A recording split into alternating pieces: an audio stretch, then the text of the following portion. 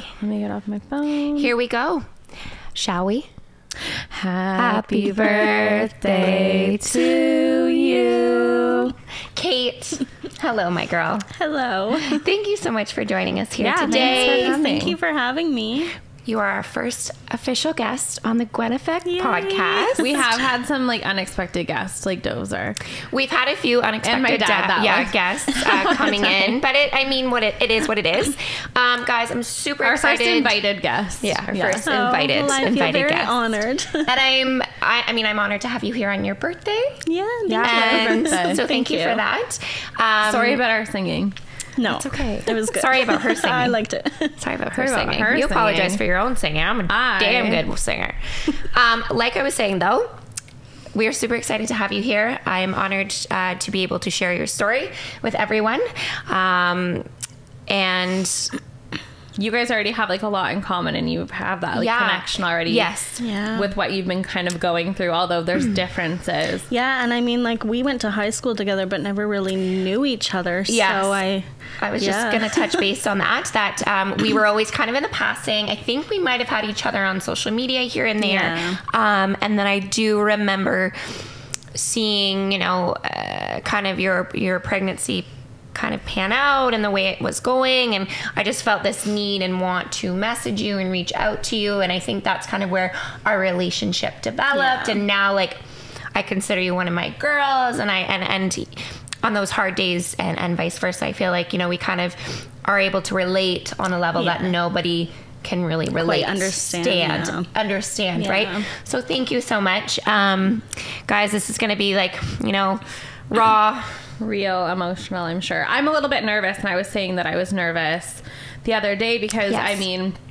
sitting here and like talking to Tamara about everything, like I've been essentially like minute by minute, right, with Tamara, of course, through everything that she's been through. So roughly 11 months later now, to just sit here and have a conversation about it, we've already like felt the emotions as they've come. Yeah. So I was so nervous, right, because it's such a hard thing to just like hear these stories and like know what you've been through. And I'm so sorry that this is, the circumstance that we're seeing each other, but I'm excited to hear, but also, like nervous, I guess, just because I know it's going to be emotional, and it's a different scenario that I've been through this with Tamara in the moments, Yeah. But Tamara was talking to you about your pregnancy. And so how was your pregnancy? Like, did you know that, like, were you guys trying? Was it a happy surprise? Like, how was your pregnancy? So we were actually trying.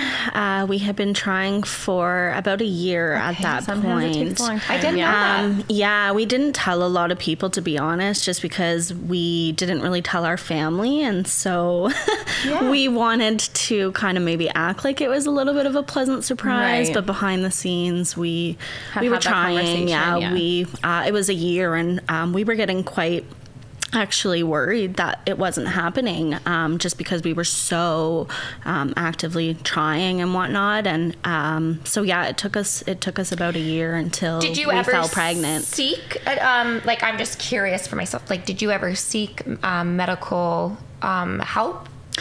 No, we did not, only because I had read that young, healthy couples can take anywhere from absolutely. 6 months It up took to us a 2 year. years. Almost for Lou. Yeah, and I've heard a lot of people too, so I was trying not to get in my head. Plus, I was really stressed trying, and so I think that also maybe people are factored like, in, right? Don't try. And you're like, okay. But I want to. I know, yes. There's such like, a pressure. sure, Okay, okay, There I'm not is. trying There was anymore. a lot of pressure because, Yeah. like, we were seeing a lot of our family and friends having children, and we didn't want to get to a point because, we're not getting any younger. You don't want to miss your window. Yeah. Exactly. But yeah, there is a lot of pressure around it for sure. Yeah. Yeah. I think a lot of people are having kids later, and actually I was just looking into this the other day because I love being pregnant, and I was looking into like surrogacy and like egg donation because I was just like declining my bedtime, and I was like, I'm gonna like, I'm how you like intrigued. get into these Let's things. search. So it came as like an ad, and I clicked on this like egg donation thing because I'm like, I wonder how much these people get paid. And the cutoff is 30 years old. Oh, wow. For- So I know. I can't. Wow. I know. That It's is 18 crazy to to me. 30 for egg Wow. donation. I thought it there's- was about 35 that they say is when Like a complications geriatric start Which is even crazy to me happening. because there's more women like like Rihanna, Yeah. and like other Holding celebrities Yes. having because like, women have like goals now, and it's like Yeah. which is awesome. Like that's super kick-ass for me. But there is such that mentality, like you got to get married, or even Yeah, before there's you like a got to have certain kids timeline. because you're going to be, you know, blocked off, and that's just unfair. Yeah, it So, really is. Cait, you had this, you know, surprise, and were you super surprised after trying for so long? Yeah, because I didn't think it was going to happen. So tell us a little bit about that day. So it was January 17th, 2022. Really? My birthday! Stinger. Yes, Yes, that's when I Birthday found is our out. birthday theme episode. Yeah. Oh, wow. That's crazy. Wow. That's a sign. Oh my gosh, it is. Did you have anything happen on May 4th? Because that's my birthday. I don't know. I'd have to look No, it's back. okay. You can just be like, no, Caitlin, you I've didn't. been like, yeah, super important I can go day. back at my camera roll and look. But yeah, it was a pleasant surprise at that point because I just didn't think it was going to happen. Absolutely. So I remember my period was about 2 weeks late, and I just thought, oh, you know, like it's definitely not like it, I'm probably just stressed, and so I went and I took a test, and it was immediately those Amazing. 2 lines. Were you for alone me, when you took the so- test? I was in the bathroom, and then I just started bawling because I was so happy. Yeah. I didn't think it was actually going to happen. But so it did. yeah, it did. It Yeah. did. And it was, and Yeah. I find, you know, thinking back to it now, it's crazy to see where we're at within our story. Yeah. But nobody can take away that special moment that you had, Yeah, right? absolutely. Okay. Yeah. So you find out you're pregnant. Yep. Can you touch on how your pregnancy was from then, that moment? So my pregnancy was actually really well in the beginning. I didn't really experience any symptoms. I got very lucky with no nausea because I know that's really common for a lot of women. I didn't have that. The only thing really was extreme fatigue. Yeah. So That's a I was good one. constantly tired around like 6 o'clock I'm at still night. tired. Like, Yeah. Does that ever go away once you hit a certain age? Yeah, so I was constantly tired around 6 at night, and I'd be in bed going to sleep at 7. Yeah. Growing a human is very It's very tiring. hard. It is. It's very tiring. My and boyfriend hard. actually said this to me last night. He goes, "You women are a lot stronger than us men." And I go, "You're fucking right, we are. Yeah. You see what we do? You see what we and do then, in our and then lives?" we're gonna play this, and he's gonna deny that he said that. Oh to no, his he friends. totally did. Hey, babe. Yeah, no, it's very true. It's very true. So Yeah. a beautiful, like, I mean, hey, that's usually kind of how it goes, right? Yeah. And again, what the fuck is a birth plan? There's no birth And I plan. remember this is kind of There where is no I've birth seen, you kind of, I guess, from I'm a social huge media. advocate for epidurals. I think everybody. Yeah, absolutely. I mean, if Yeah, you're like, in time yeah, for one of those. If you have but time, that's If you have true. time, that's Yeah. fabulous. This is true. Yep. But when would you say things kind of went downhill? Could we explore a little bit more into that? Yeah, for sure. So I started to get high blood pressure kind of nearing the end of first trimester going into second trimester. So you were around So 12 I weeks? hit my 12-week mark. What they say is the safe zone, but there's what is that? Yeah, what Yeah. is a safe zone? So I was like, great, I passed, the first trimester. I'm fine, I'm doing well.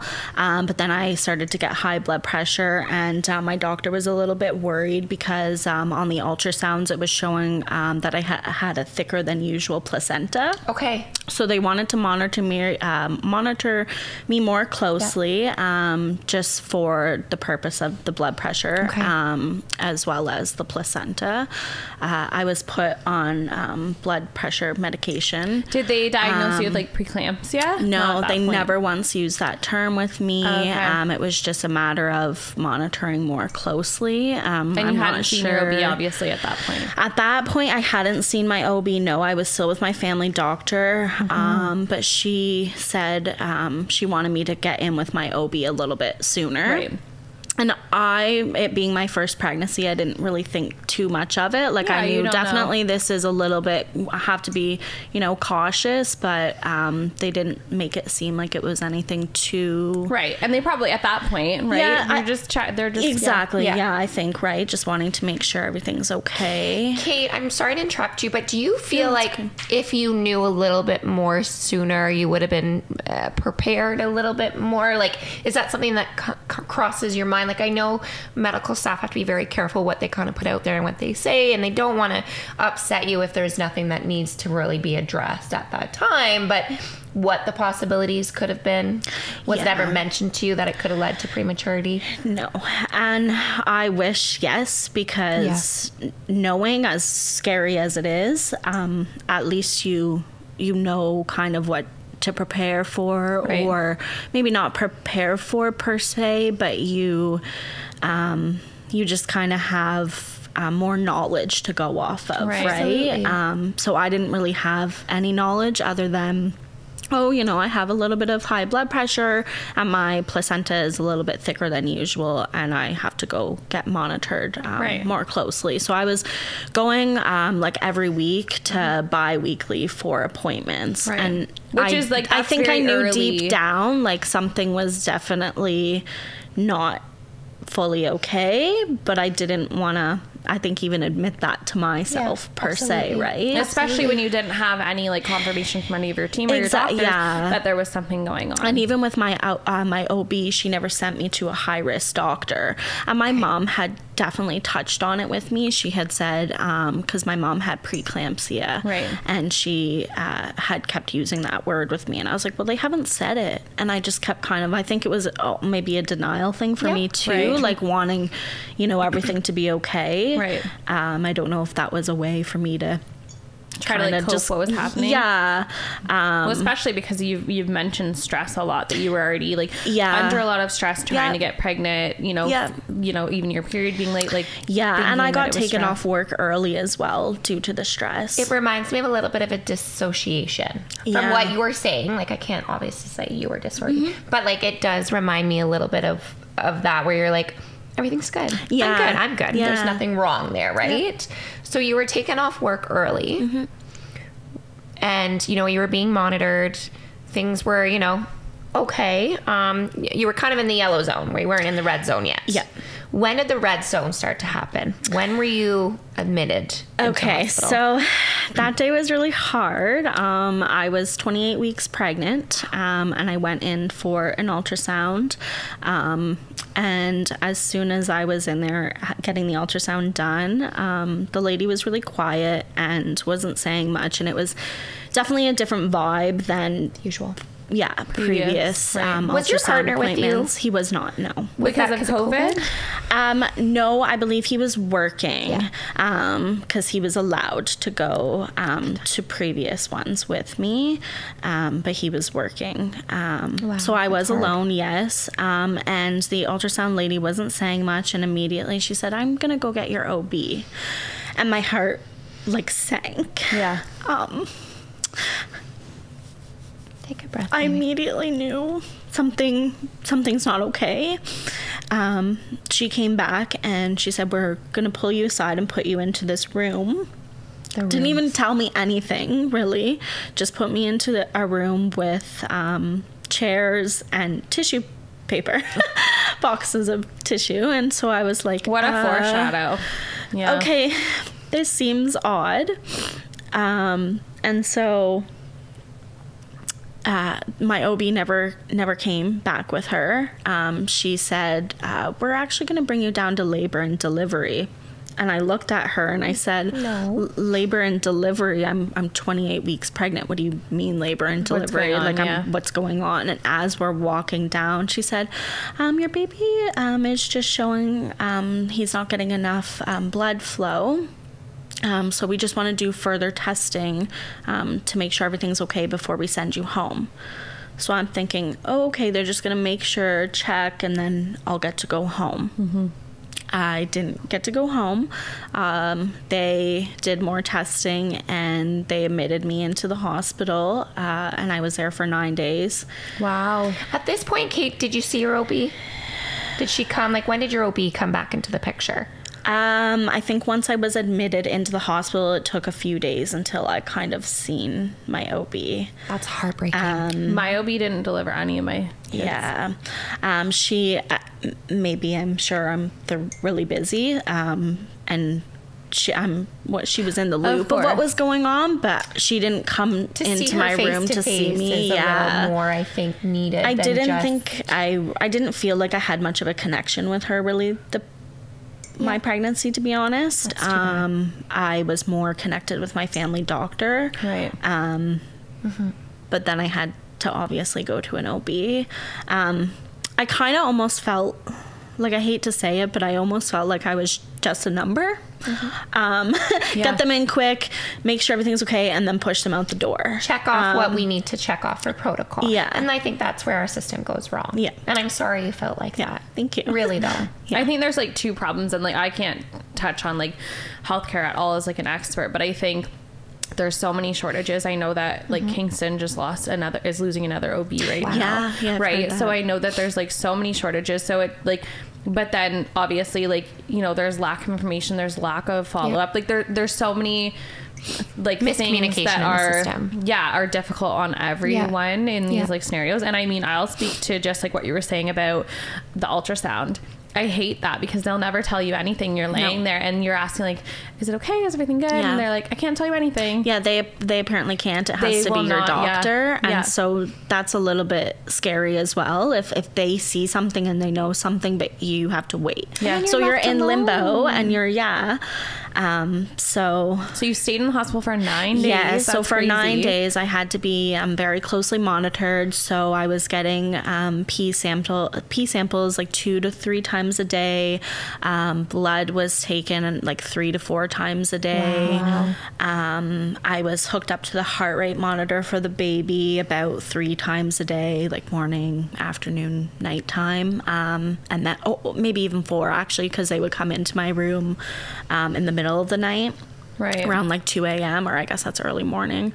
But it was a lot. And it was checking his heart rate consistently and making sure he was okay. Plus, on top of all of that, I was having ultrasounds every other day while I was in the hospital. So you're kind of like just like trying to breathe within these moments of, you know, what they have to get done. you And like can't a really, 'cause relief. You're Okay, just waiting for. And I kept having really high hopes. Like, I just kept thinking, you know, he's going to be okay. We're going to be okay. Of course you do. Of course you want to think that, I think, right? And every day is, you know, and that's what they say for prematurity is every day counts. Every hour counts. Every minute counts when they're in your body. Yeah.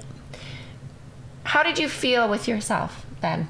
When you look back now, did you recognize yourself in those moments? No, definitely not. No, I don't. It's hard. It's I remember that feeling all too well. Like, you failed me. Yeah. You're failing my baby. You failed us. You failed me. Yeah, I feel like even sometimes now I still feel like my body Of course. Yeah, of course. failed. Like, I couldn't do what Yeah. we're made to do. What you know, and this is something that's been happening for generations, right? Yeah. And that's why we're here to talk about this, Yeah. because it does happen, right? It happens a lot. Yeah. Oh, Cait. So from there, 9 days hit. So 9 days hit, and then my OB came into my room. It was a Friday morning, July 15th. And she came in and she said, I'm sorry, but he's not safe in your tummy. He would have a better chance on the outside. At this point, she said, baby has to come. And my husband was actually at work that morning. He had stayed quite a lot in the hospital with me, but I was off work, and so he still kind of had to go into work. And so she said, take a minute to call your husband, let him know, and she had given me the option to have a vaginal birth.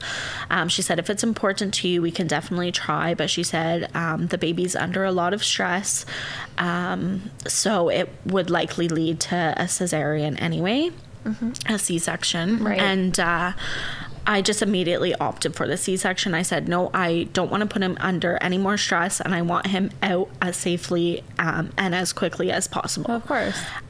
So she said, okay, that's perfect. Call your husband.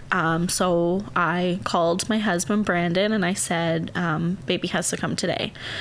And he was like, okay, I'm on my way.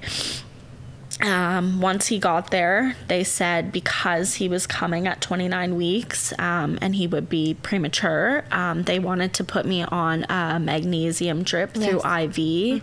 And that's to help with a premature baby's brain. Like, it helps with blood clots.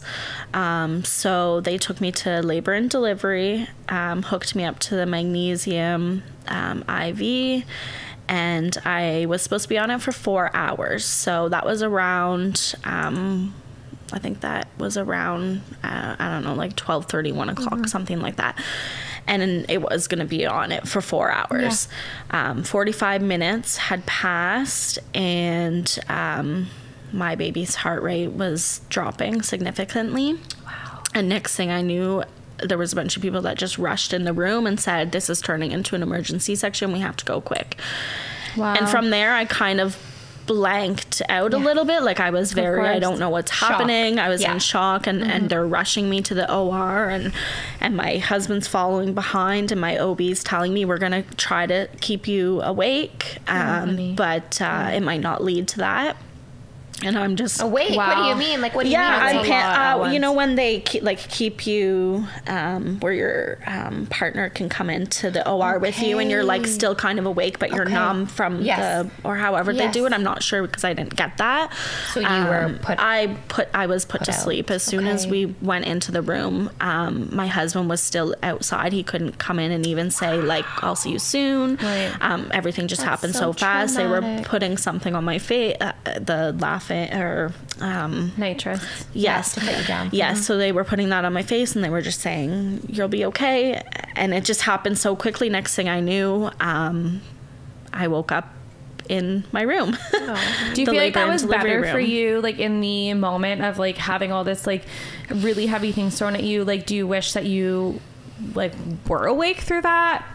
Like, that sounds really intense. I think, yes, I would have preferred, because I didn't, I'm not, because I don't you didn't know, have control over in a way, it, and you didn't have like like essentially like those first moments you weren't a part of, right? Yeah, exactly. So I didn't get to see our son Leo until a few hours after he was born, and he was already in the NICU in his incubator. Right. Cait, did you ever find out really what happened in that room? They ever explained to you how it went? No, not really. So wow. I was put to sleep, and I don't know too And then much. you were woke I up know my husband said once Leo was born, which was at 1:59 p.m., my OB opened the door and said, Daddy, come here, and held him. And they said that my husband was told that he came out screaming and crying immediately, which I guess is rare for premature babies. And they said his lungs were really strong. Like, he came into the world screaming, crying. I mean, like roaring, right? And yeah, his name's roaring. Yeah, because he's a lion. Right? I love that. Yeah, he came in That's beautiful, roaring. Yeah. Good for you, Cait. I said I just have those little like puns, right? We love these puns. Especially now that this is like going on, and it's funny because we've like, just to kind of look back at like this is the third one that we've done here. And having us kind of have conversation, I feel like just how we're interacting, I'm like, oh, I have all these like genuine questions, and I feel like Tamara's just turned into like an investigative journalist over here. She's like, it's my counseling skills coming out. It's my counseling skills. I haven't practiced them in a while, so Okay, so Dad got to hold Leo. I love that name too. He didn't get to hold him, no, Okay. unfortunately, but he got to see him. They held him up. That's a beautiful moment. Yeah, so I'm very happy he got that, because he was out of the OR just waiting. Like, he didn't get to, everything happened so quick, and even for him as well, like that was very traumatic as well for him, because he didn't get to come in and be with us, and he was not really in the loop. Like, everything happened so quickly, they didn't have time to really tell him. Having to like be at work, and I think that you're bringing up something that's really important right now, because when people talk about like, you know, preemies and labor and all these things, like, it's always focused on like women, right? So we're kind of bringing things to light here about premature birth, about child loss and things, but it's also about like, a lot of people don't really mention how this affects the father, right? And how that made, you know, him feel, or the moments that he lost as well, I think are super important and need to be highlighted as well. So I love that you're super conscious of your partner and that. Yeah, no, we've definitely talked about it, and I'm a very empathetic person, and so immediately I kind of put myself into his shoes and thought, you know, that must have been really of course scary you've for gone him. through all of this and you're still like thinking of everyone else. But it's your it's not only his child coming into this world, but you're under a significant amount of stress. Now you're put out in and a he surgery. has no idea what's going on. So that's very scary, right? Wow. Yeah. Yeah, it was a very scary time for sure. How were those emotions when you and I'm curious because I mean I touched on walking into the NICU life for the first time. What was it like for you to walk into those doors for the first time? For the first time, I didn't feel too much, to be honest. I was still on quite a lot of drugs. They had me on morphine and that sort of thing. So I kind of was just in a daze. I kind of almost felt like it wasn't real life just because I was on a lot of drugs. They wheeled me down to see him, and it was just kind of a blur. Yeah, it was a few hours later. Okay, so your body's already been through all this trauma. Yeah, and they came into the room and they said, "Would you like to go down?" And I said, "Put me in the wheelchair now. Like I don't want to be in here. I want to be with my baby." Yeah. But then it was about 4 to 6 hours later. I had just had major surgery, and I got up out of the bed and I started walking around the room, and I was motivated. I was like, I'm walking down to see my son. I don't want the wheelchair. I'm walking. And I was walking the halls with my husband, and all the doctors and the nurses were looking at me like, you just had major surgery. What are you doing? And I'm like, I'm going to see my baby. I'm a goddamn lioness. I am going to see my baby. Yeah, I am at it. And at that point, the drugs had definitely weared off a little bit, and so walking into there was a little bit more. At that point, the second time was definitely more scary. Not so much there, yes, right? Exactly. I think, and you're kind of hitting that realization of kind of what really is going on. Yeah. What was on Leo at the time? Lots of wires. Just wires. Did he have help with his breathing at all? Because he was quite young still. Yeah. So, did he have any the of mask? The mask? Yeah, on? so I didn't get to see his face really. I think I remember following you, and you'd be like, "This is," they would take it off to either like clean his face very quickly, and we'd get to see what they looked like. But most of the time, he was wearing for oxygen on the CPAP machine. Yeah. What were the days like after that? After that was just visiting him every day. It was like sometimes 2-3 times a day, depending on our schedules. Absolutely. It was hard being in there. I still sometimes remember the sounds of the machines. The triggers. Yeah. Anytime I would hear another baby's machine, my heart would immediately, and I'd look and I'd pay lots of attention. Like, is that mine? Everyone, right? And I felt helpless. Like, there's nothing I can do for my baby, really. I have to trust the doctors and nurses, and leaving him every day was really hard. Because you do. I mean, they're wonderful. Yep. Right? They're a wonderful team. Yeah. And there's nobody else like them but your mama. Yeah. Right? And you're leaving the hospital without your baby. And that has got to be the most gut-wrenching thing ever. We never got that baby moon. No. Right? Yep. I'm sorry. And I can't keep saying this enough because I know all too well. Yeah. And there's nothing to say. No, there's not. Besides that, I'm sorry. Yeah. Right? The triggers. Yeah. Cait, do you feel like you were supported within the NICU by the NICU staff and, social works that was set up there and what was your relationship like with them? I would say yes and no. Okay. I feel yes, we were supported, but maybe not to the extent that we really needed. Mm-hmm. And I guess for us too, we didn't really know how to advocate for that.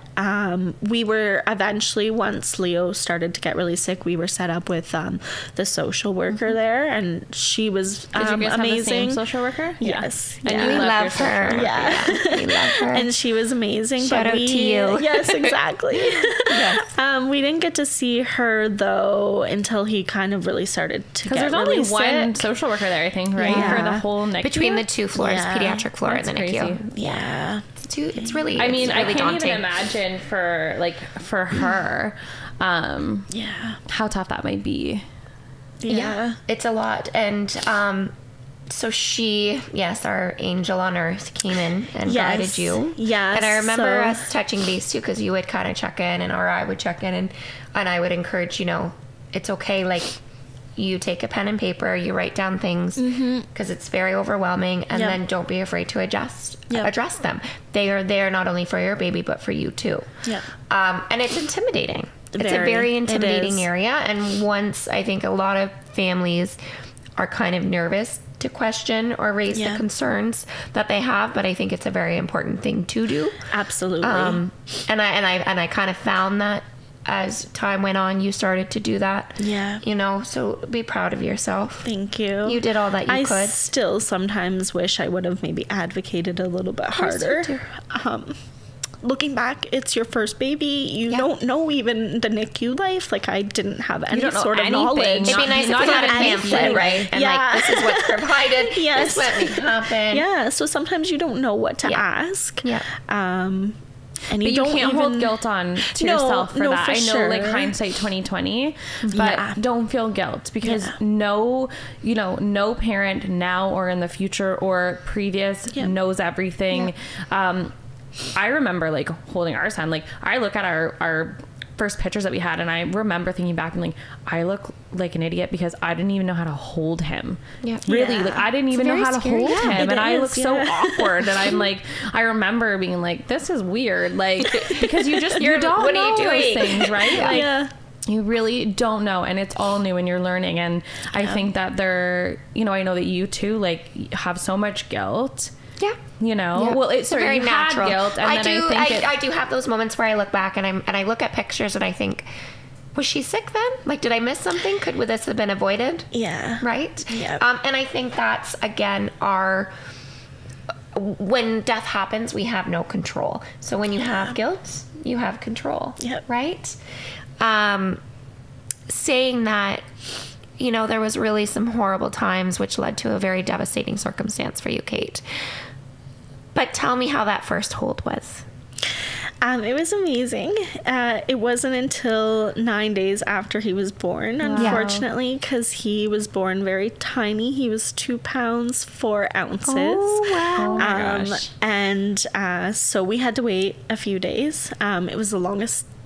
It was the longest, Longest 9 days of my life, really, because every time we wanted to just hold him when we were in the NICU, Just touch, we could really only touch. And there was a lot of things too. It was hard because, like, this is my baby, and I'm being told how to care or handle them. So holding their hands, like, I was told you're not really allowed to rub because they're very sensitive, and there was times where I would just want to kind of rub his hand and let wanna him feel. know. Yeah.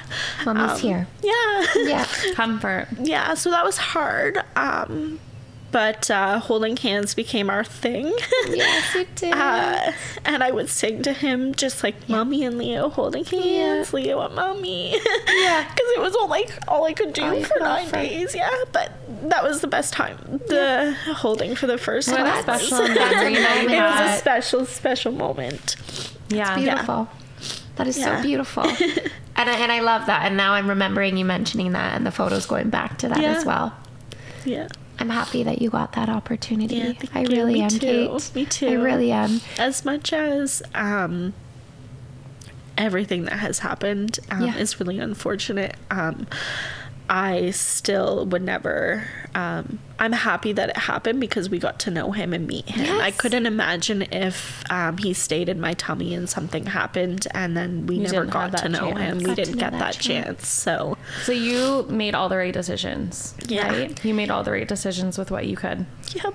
do. Now, how do I say this? This is going to be a little bit of a hard one.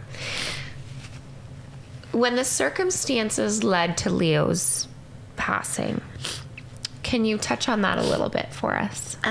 Yeah. And take your time. You can swear. This is where we can swear all we want. So he was born 9 days after you got to hold him. At the time of his birth, like, what were the concerns? Like, with his health, obviously, his size. What led up to this? So in the beginning, he was thriving, actually. He was doing quite well. But he ended up getting neck, which is necrotizing enterocolitis.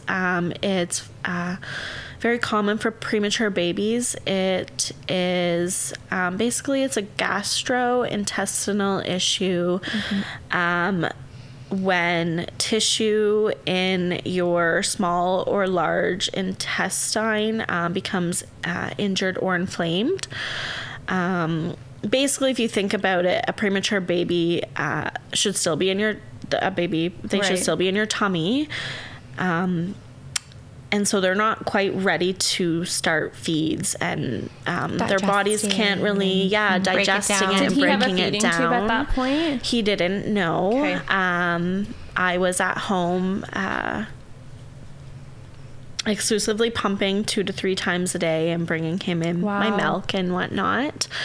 That would have been really hard. Like, it was hard being at too. home pumping and just not having that experience too. That was your own, and that was I remember the pumping days, and I was like, I have to pump at this time. Like, this is the only thing I can provide for my child. It was the only thing I could do. So it was hard, but it was beautiful at the same time too, because it was you. But you're right. You're doing something. At least you're doing something. These premature babies aren't at that point to take on, that even if it's mama's milk, it can still be jeopardizing. Yes, no absolutely. What, right? And so what had happened was he had got neck, and the way that they treat it is they stop the feeds, they put them on antibiotics, and feed fluids. Yes. Yeah.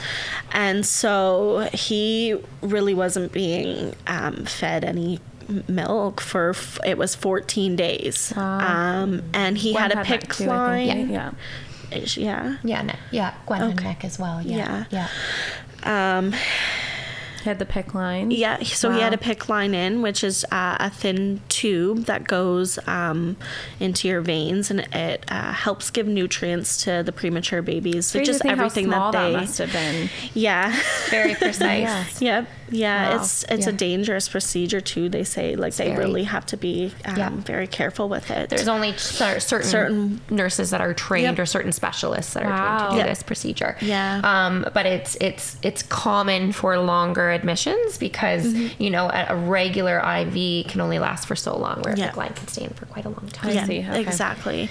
And so what had happened was he ended up starting to feel better. So they ended up starting his feeds again. But we think maybe he wasn't fully recovered from the neck, or there was other issues because he ended up getting neck for a second time. How many days was it in between until they confirmed it was neck a second time? I think it was about a week or so. Wow, yeah. So not too long. Not too long. It might have been a little bit longer. My memory is very. That's okay. That's okay. But it wasn't too long in between, and then he ended up getting really sick, and they pulled us in on a Wednesday. All of the doctors and nurses were there. Our social worker was there, and they said,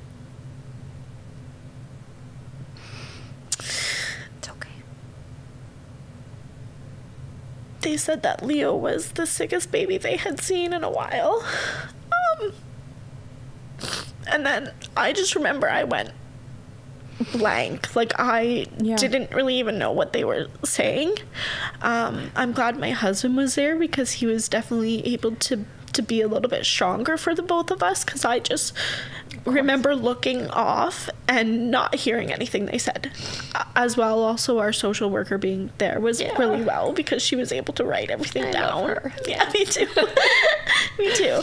But I definitely blanked out. I don't know what they said after that. And then I remember asking, well, can he have surgery? I've heard of babies getting neck before needing surgery, and well, we can send him to Geo or somewhere. He needs to go somewhere. They said, no, he's too sick to go anywhere. He can't be transferred. He's too sick. And so we stayed in the hospital, and they got us a room overnight. And I just remember holding his hand, and I'm sure probably all the nurses remember the sounds I made that day, because I couldn't be strong anymore, and I was crying, and they had to kick everybody. All the other parents had to leave because I was just crying, and I'm holding Leo's hand, and I'm just begging him to stay, and I'm just, please don't leave me. And it was really hard. What happened after that was the doctor said that we could try the last option, which was putting Leo on roconium. Or I think it might be rocuronium. Sounds about right. Roconium, yeah. Yeah, and that's essentially, it helps paralyze them. Mm-hmm. He said they don't like to do it, but at that point I missed the fact that when he was getting really sick, they ended up having to do a tracheal intubation on him, and that was the first time that we really got to see his face without the mask and everything, which was very unfortunate that he had to have a tracheal intubation for us to see his face. Like, oh, it's nice to see you, but this is scary. Yes, exactly. But anyhow, going back to the roconium, doctor said that the last option they don't like to do, but that's paralyzing, and it would essentially give his body time to fully heal and recover, because he was leading up. Yes, he was tired, and he was also tired but still trying to fight everything. Yeah. So he wasn't allowing anything to really help heal him, because he was constantly trying to fight the lion. Everything. I was just saying, true to his name. So tired. Not Sounds only like tired, Mummy but too after their C-section. Yeah. What these house? So we opted to paralyze him. Yeah. And they said we have to let you know that he's so sick he might not handle this well. Like he might go from this. But at that point, you're like, what else? I don't have any options. I want to try to keep him. I want to give him a fighting chance. So we're gonna do it. And they also had him on fentanyl, which was really scary to hear. You're putting my baby on Gwen fentanyl. was on that stuff. Like, I remember. I'm pretty sure. Maybe I'm wrong, but I'm pretty sure there's fentanyl in the epidural, and because I remember. Yes, it's controlled fentanyl, but I remember hearing that too in labor, and I'm like, fentanyl. That is like, I hope that's not like. And they said it's different. Yeah, they said that it's like controlled. Yeah, but so that is super scary. Fentanyl is a very common thing with premature babies. Yeah, and see, I didn't know that, and so.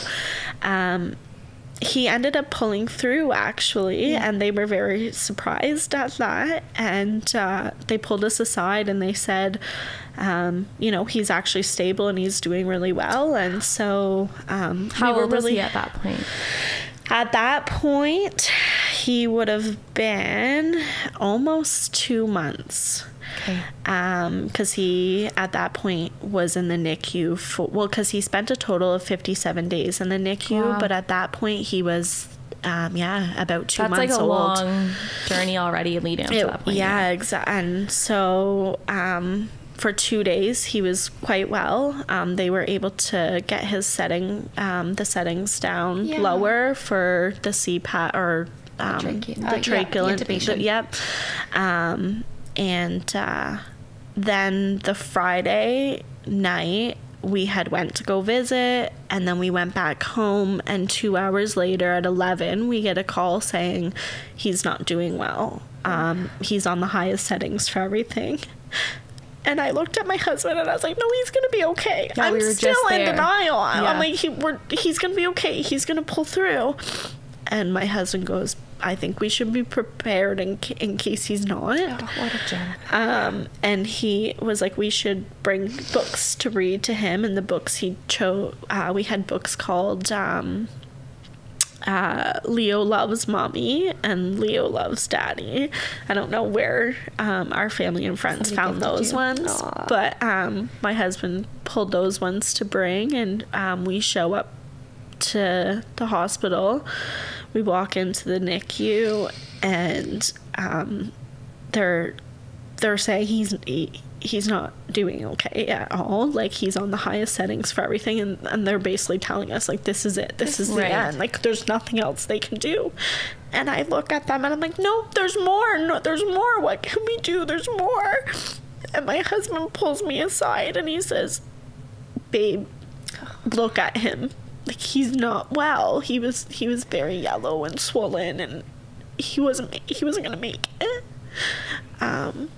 Yeah. So we had to decide. Did they ask you if you wanted comfort care? Like, if it was time to it was more or less, this is... Were you able to bring your family in? Yeah. Like, extended family? Yes. And we ended up in the room with our family. And at that point, had your family met Leo? They did on the Wednesday, yeah, our parents. So the Wednesday, and again on the Friday, which was really nice for the grandparents to be able to meet him. My brother-in-law as well was there. But yeah, we had to ultimately make the decision to take him off of the paralyzing, because off of just everything, because he was no longer, there was nothing they could do.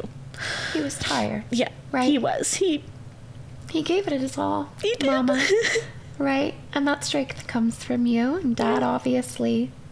Your husband sounds like I know amazing. Yeah. Like, I'm listening to you talk, and just how strong he was and put together. He was like, what a great pair you are. Yeah, thank you.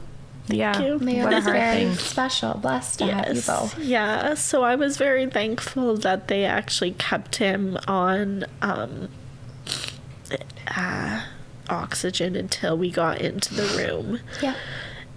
And he was in my arms, and then they took him off of it, and that's where he passed. He was with Mommy again, right? He was with Mommy. Yeah. Take a couple breathers. Yeah. Yeah. God. Yes. Yeah. I've so only that touched was you like 5 times here. Yeah. Okay. My tallies to 24 times. Yes. We was a joke that we're gonna see how many times Tamara. She's so touchy. Touches. And Kaylee and I are both like, don't touch us. I know, yeah. And I'm like, love me. I'm like, get away from me. I'm not an overly touchy person. She's like, I'm never coming back. You are brave. Yeah, you really are. So brave. That's a lot. That's a lot. Yeah. And I remember that happening, and I remember you saying, what now? What do I do? And I remember saying, Cait, there's nothing you can do. It's going to be a very hard go.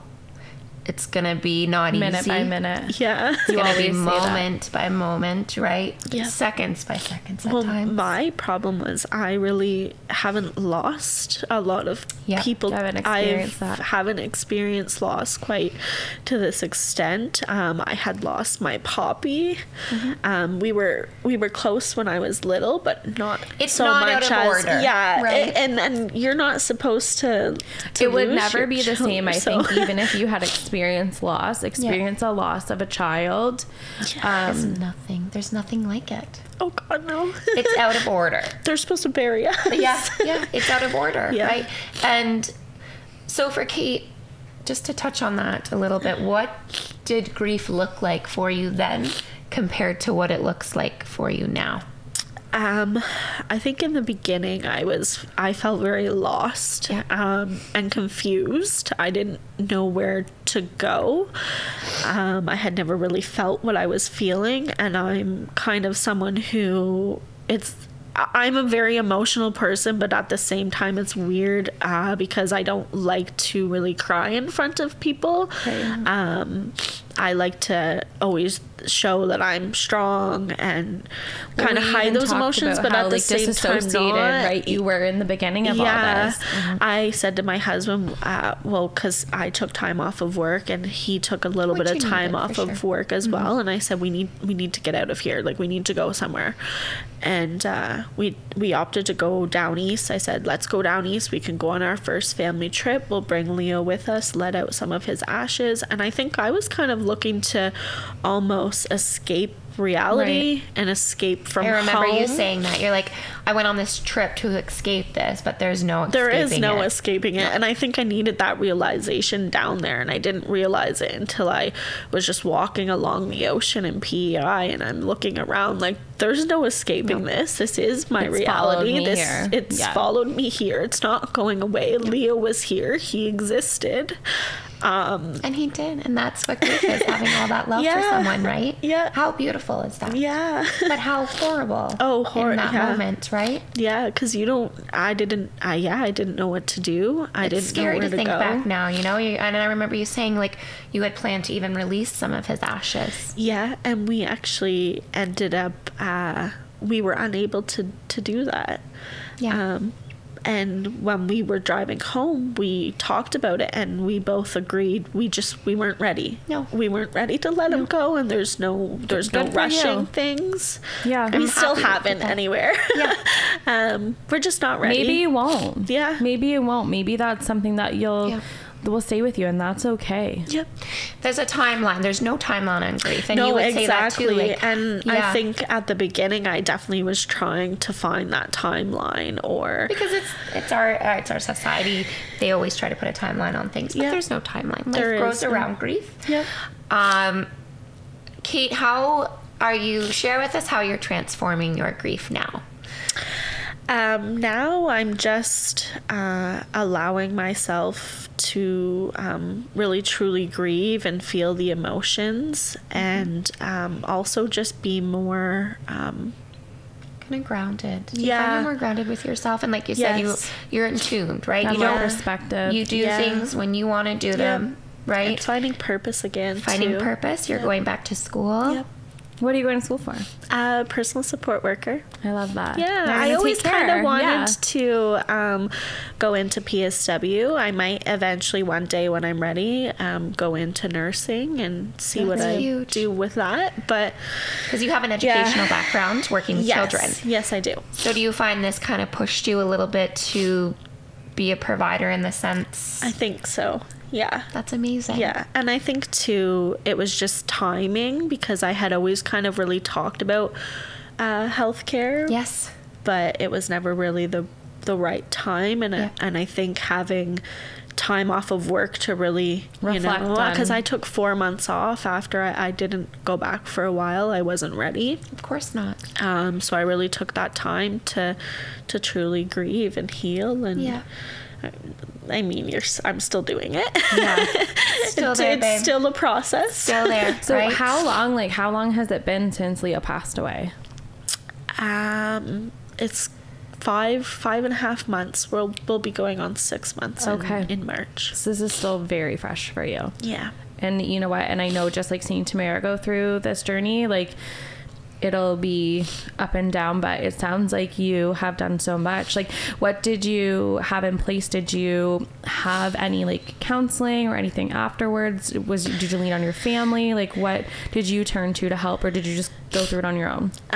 So no, we never ended up actually getting counseling. We were supposed to get paired with someone through my family doctors, and that kind of never really panned out. We never really heard from anyone, which is kind of very upsetting for ourselves and our circumstance. Yes. But also we didn't reach out too, and I'm sure we definitely could have reached out and said, you know, like, this isn't. It's hard when you're going through depression though to ask. But exactly, right? Yeah. Like, it is a very hard I've thing. always been someone who has the mentality that, I don't know if it's just how I was raised, that asking for help is just hard. So I we still haven't, unfortunately. We've just been leaning on each other and friends and family. You know, and not everyone seeks, you know, I think you're very knowledgeable. Not the path, for I think you're very knowledgeable, Cait, to yourself, and you know now, like, to tune in when you need those days to just be angry or, you know, and then you also know those days where it's okay to feel happiness and the joy, and I can see that you're starting to feel that again. You know, at first you were like, how do you be around little kids? And and now it's like you're around them, and I think you need, you know, and sometimes I think back to those moments too, and it's like, look at how I've transformed into this lioness of a girl, right? Of a woman, of a fucking woman. And you are, and I'm very proud of you to say that. And I'm very privileged to know you, and I hate that we're in this club together, because I don't think anyone should be in, but I've got you, you've got me, we have a whole village behind us. So saying that, I want you to know, by being here with us today, that you have helped not only ourselves on getting to know your story a little bit better, but so many other women that are going through this, that have been through this, that will go through it, you know, in the future circumstances. You've really touched light on that. So starts a conversation. I think it's really important. Be proud of you for that. Be proud of yourself, right? Thank you. And keep doing that, and keep sharing your story with Leo, and because you have that legacy of his and yours to live out. So cheers to that. Thank you. Cheers. Thank you, Mama. Thank you. Are we all done? We did it.